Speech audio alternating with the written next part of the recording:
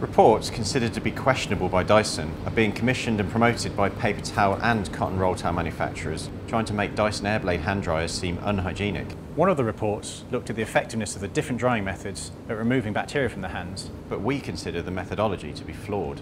What they did was to contaminate the hands with a bacterial suspension, measure the amount of bacteria left on the skin, then straight to the drying method, drying with the hand dryer or the paper towel, and then measuring the bacteria left on the skin again. But people wash their hands before drying them, and yet that was omitted from this bit of the report.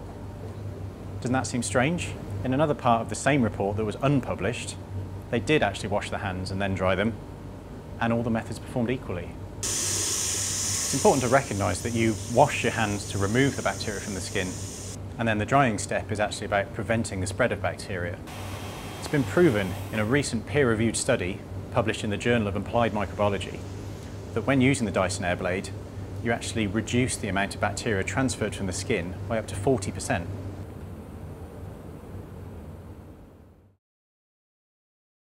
More scaremongering that's out there suggests that using Dyson hand dryers spreads dangerously high levels of bacteria into the air.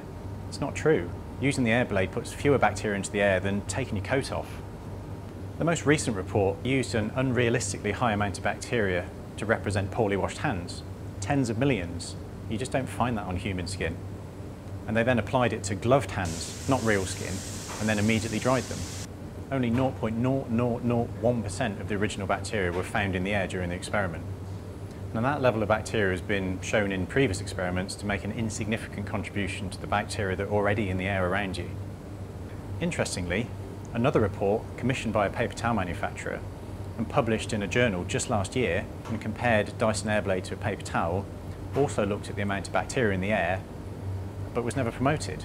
Why? Because the report concluded that there was no evidence that there was any difference between the two methods in terms of the amount of bacteria they put up into the air.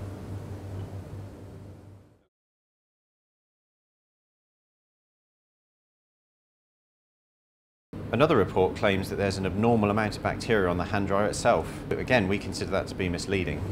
There's just as many bacteria on a tap, door handle, or paper towel dispenser. The fact is, bacteria are everywhere. Really, it's the use of paper towels that should be scrutinised in practice.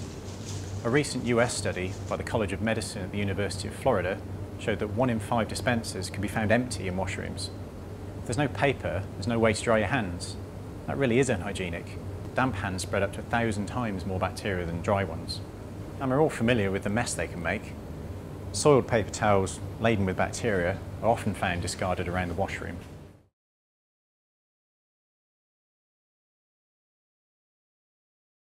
For 10 years at Dyson, experts drawn from microbiology, chemistry and food hygiene sectors have worked with industry partners to test Airblade technology to ensure that it's suitable for use in environments where hygiene is critical.